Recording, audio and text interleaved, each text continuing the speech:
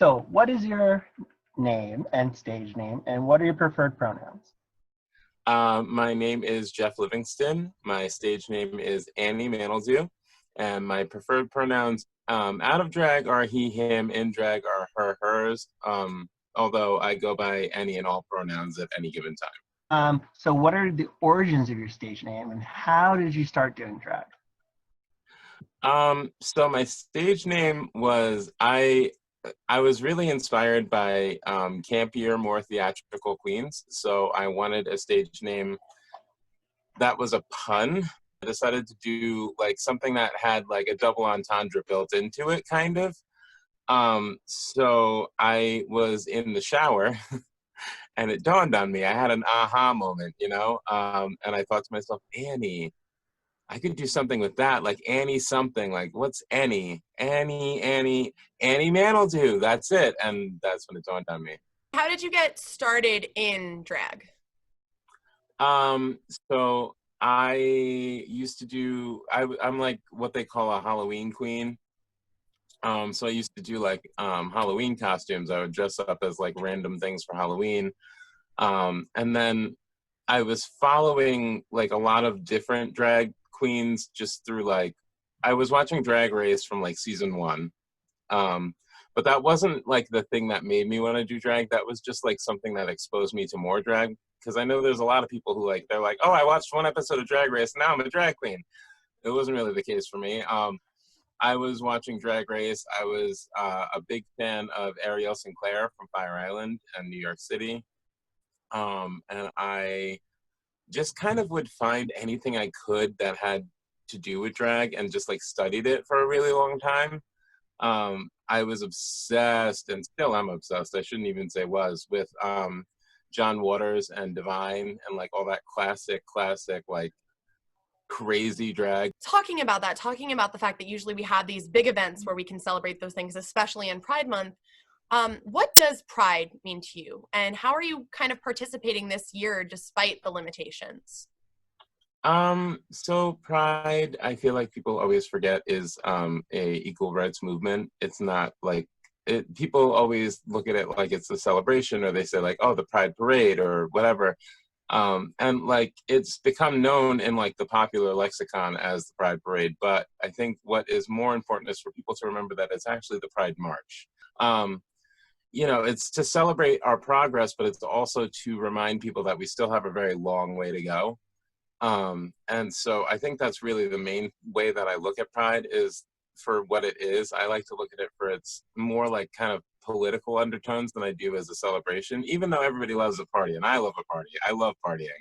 And I love, the party feeling of the Pride March, because when you go to a Pride March, it really feels like a party. Like people are having a great time. But I think it comes down to like remembering what needs to be done, and also reminding people that like we're everywhere. Like you're not gonna like throw a rock and not be able to find somebody who isn't in like the umbrella of the alphabet soup that is the LGBTQAX plus community.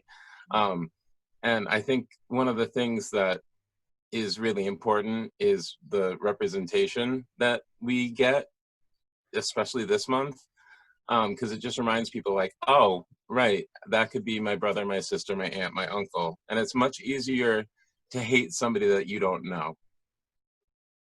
Definitely. And I think it's really an important point to remember that for as far and as much as it can be a party, right? And as great as it is that people are able to be so true to themselves, especially in a place that is so explicitly inclusive as most Pride events try to be.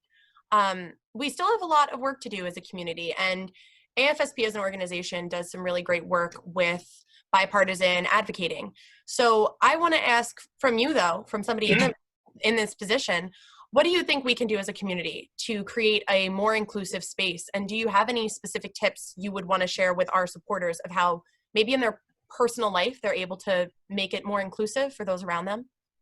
Probably the easiest thing is to get to know queer people wherever you like, instead of just like looking from afar, like get involved. Like you don't have to be gay to go to the Pride March. You don't have to be gay to go to a drag show.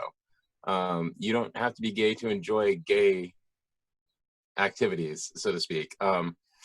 And I think it's some gay people get like a little weird about straight people being in our space, and I totally get that, because like, you never know who you're getting. But at the same time, I think it really just comes down to like having conversations that might be hard to have. Parents talking to their kids about having the talk, maybe include LGBT things in there, like, maybe pushing for more inclusive education in schools about LGBT history and LGBT health. And there's a lot of things that people can do that they don't even realize. And I think, like I said earlier, it really comes down to also politics. Like, who you vote for is a reflection of what you find important. If you're voting for anti-LGBT politicians and legislators, then clearly that's not something that's very important to you. So it's kind of like evaluating what you find important and what you think is valuable, and using your voice and your vote and everything you have to reflect that. Absolutely. And I think you bring up a great point about it being in every point of your life, right? Whether that be educating yourself, educating your children, educating the people in your circle when you have the opportunity, and being willing to have those conversations. You might have, if somebody is comfortable answering the questions, ask the uncomfortable question you're thinking, because not knowing the answer isn't doing anybody any good. There is great resources, and we will be talking about some of those resources with some Long Island people. So to those of you that are watching this, please check the description box and educate yourself. Take this opportunity to learn about what you can personally do. This month, again, it's usually a party. Also, this year, it feels different for a lot of people, and that means advocating. So please check the description box and figure out how you can take that first step, whatever that first step looks like. We're going to give you a couple options. Just look down there. Awesome. Next question. Are there any misconceptions? There probably are misconceptions, but is there anything that we should be doing to understand more about the drag community? It's so I have like a love-hate relationship for RuPaul's Drag Race, and I think most drag performers do, because it has definitely elevated the form of drag into the conversation, and it's giving queer artists like a very like large platform, but it's also kind of homogenized the art of drag. So everybody on that show tends to look very similar, and it's very like, even though there are like very different styles of drag depicted on the show, they're not, it's just a small microcosm of like the real world of what you would see if you were actually out watching these shows. So I think one of the things that people need to understand is that drag is not something that fits into like a mold. There's no right way to do drag. There's no wrong way to do drag. Bad drag can be good drag. And I think also people don't always fully understand what drag is. Like, they don't get that drag is just for entertainment. It's not a it's a lifestyle in a way, but it's not like a lifestyle in that, like, being a drag queen and being a transgender person are two extremely different things. Sometimes they interact. Sometimes trans people do drag, and sometimes those two worlds kind of meet each other. But at the end of the day, a drag queen takes off their costume and their makeup, but a transgender person lives that life indefinitely. And so it's kind of, there's this like, it's a very simple thing to understand, but people just don't want to. They don't like, the people who don't get it just don't want to get it. So, I think one of the things people need to know is that not every drag queen who puts on, like, every male drag queen who puts on women's clothing wants to be a woman. In fact, most don't. And, I think that's kind of one of the things that people kind of need to understand how to separate. So yes, drag is an art form. And what makes you so passionate about it? So my passion from it stems from a few different places. But the main thing is that I just really find it entertaining. I just think it's purely entertaining. Like, I have never laughed harder than at some of the drag shows that I've been to. So that alone was like kind of like one of the things. But also, I come from a theater background. I graduated with my associates in theater from Suffolk, and I've worked professionally in theater for probably like well, well over a decade. I honestly can't even think of the amount of years. Um, and beyond that too, like even when I was younger, I've always had like a love for theater, and drag and theater are very like similar. There's a lot of like crossover. And when you're doing drag, like you're your own producer, director, costume designer, makeup designer, and script writer. So like you're in control of everything when you're a drag queen. And I'm a Virgo, so I love control. But also, I just love the fact that it's not only entertaining, but it also has like some really deep political roots. And also like drag is kind of the most punk rock thing that a person could do. And when I was much younger, I was really into like punk rock and metal and all that kind of stuff. So like um there's nothing that says like screw the establishment than like doing the opposite of what the society expects you to do.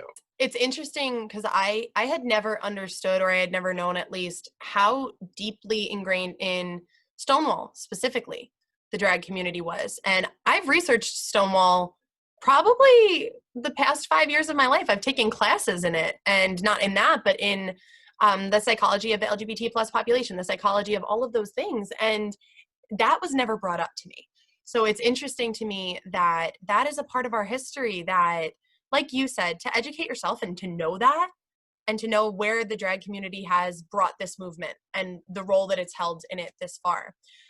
We are going to switch topics, but yeah, it's definitely interesting how Stonewall is not taught as part of our history, and it is a huge rights movement. So again, to those watching this, look in the description box and please educate yourself. And know that this is a part, if you are in America, this is part of American history.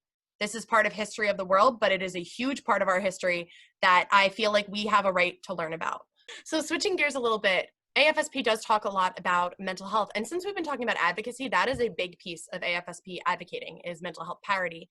But what does mental health mean to you, and how has it impacted you?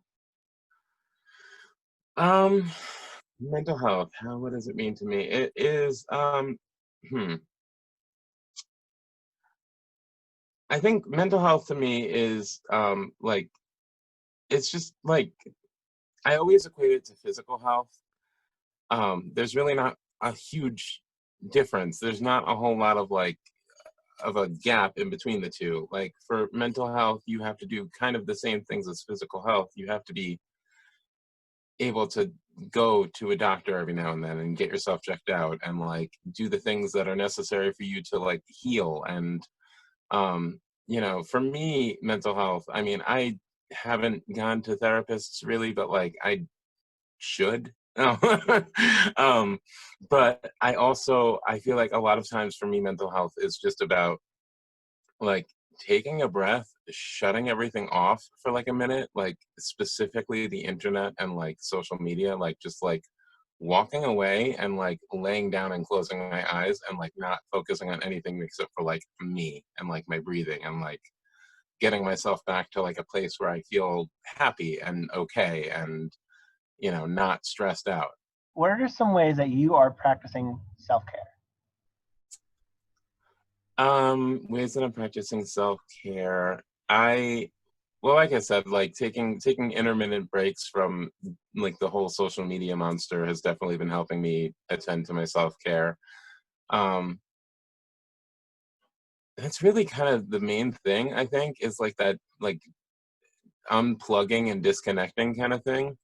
I'm not like a huge like meditator or any of that kind of stuff, but like I do things that are like kind of akin to it, where like I just kind of sit in my silence and like give myself a minute to let my brain kind of sort out things. Or um honestly, some days I wake up and I don't feel like doing anything, and so I just won't.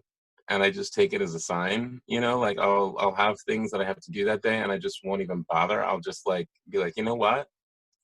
let's let that be tomorrow's problem. I'm just gonna sit here and I'm gonna watch TV and I'm just gonna like zone out and not really like think about things for like a day. Like a lot of times, or honestly, if I like halfway through the day, I'm like, do I need a nap? I don't even ask myself that question anymore. I just take the nap, you know? What's an hour to like recharge your battery and just kind of like, it's the way I've been seeing it lately is that it's like, if I feel like my body needs something, I've just been giving it to it lately. Yeah, and I think when we talk about self-care, there's such this balance of if we wake up having a bad day, the balance of honoring our emotions and also when we feel able pushing ourselves and when we feel able to get ourselves to do something, but to not force ourselves to do everything anymore. And right now we're learning a lot now being in a pandemic where a lot of us have changed the structure of our time. So yeah, we are home. And for me, at least I can say I am home in the afternoon and I do have to decide if is my body feeling this way for a reason that I really need to listen to. And I think you bring a great point to that. And unplugging right now is something so many people have expressed they are feeling guilt for. An ironic thing to say if you are watching this on the internet, please unplug, please take a break. Please, all of us do it. Everybody needs to do it. Every person that you see on this screen right now, every person you're going to see for the rest of the week, every person you've ever seen on our social media or on our national offices, we all need breaks. And we all need breaks from everything going on right now. And that's okay. That's not selfish. That's self-care. So the last question that we have for you is, do you have any positive message that you would want to send to whoever might be watching this? It's hard to feel like it's hard to find positive things, especially recently, you know, with everything going on. And people have been posting like little random bits of positivity here and there with like all the things that have been happening and, you know, but it's easy to get discouraged and to think like, oh, the little things aren't going to do anything or, you know, we can fix these little problems, but like the bigger issues are still there or, you know, we can fall into that trap of like, well, there will always be homophobia, there will always be racism. Like, what are we going to do about it? Like, there's no way to fix all of it. And those people are not necessarily wrong. I mean, there is probably always going to be somebody who hates somebody in this world. Like, that's just a fact of life. But I think I think the one positive thing that I can think about is that like things have been, in spite of all odds, getting better just a little bit. Just like, and we have to hold on to those tiny little victories that we get, and we have to focus on that, and like don't ignore the bad things. Like that's the, you know, but also don't dwell. Is kind of like where it's at, you know, like um, it's tough. Things are kind of stinking right now, but it always gets better. My mantra, honestly, for life has been for years. I took it directly from Dolly Parton. She always said, you know, the way I see it is that if you want the rainbow, you got to deal with the rain.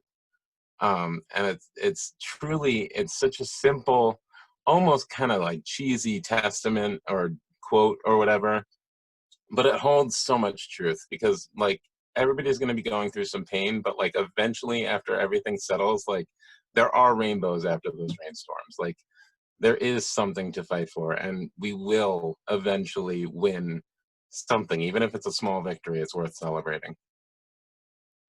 Yeah, I think it's an important message that we don't want to ask anybody to just have some level of toxic positivity where you ignore what's going on in the world right now and but to find the hope. And our mission at AFSP is always hope. So whatever that is, whatever that little bit of hope is, those stories that might be random and might be stuck in the middle of a lot of really hard stuff right now, still smile at them, still smile at whatever you can. And it's okay if you can't. It's okay if you're having a tough time as well. Don't do those things alone. All right. Well, thank you so much for your time. Is there anything else or is there any social media you want us to plug or anything that you want to share? Maybe something that you're doing recently that our followers can go check out? Well, yeah, actually, I have my website. It's www.anniemanildoo.com. And that has basically all of my social media on it. It also has my Twitter, which I never, ever, ever use. So if you go on the website, just check out the Facebook and the Instagram, the Twitter. It's like I update it like once a year. And then I'm also currently working on, I put together a competition right when the quarantine started. It's called Camp Quarantine, and it is it's a virtual comedy camp, like queen or king, I guess camp drag competition would probably be the best way to put it. And it's a competition that is open to all drag performers of any kind, any experience level, any gender or gender expression. And the only thing that it is concerned with is that the person is funny. And so it's all on my website. There's 7 challenges that are put on the website. They each have a specific due date. Each contestant registers for a challenge, they submit their challenge, it gets put on various social media platforms, and then it's judged by myself and a few other guest judges who, like, I got a couple really big names in there, so I'm excited. And yeah, that's just like an ongoing competition. I did actually, as of today, I stalled it for a week. I delayed the first week because it was supposed to be like in 2 days. The first challenge was supposed to be due. I gave it another week just so that I don't distract from everything going on recently. But yeah, so that should be good to go. That'll be like an all summer affair.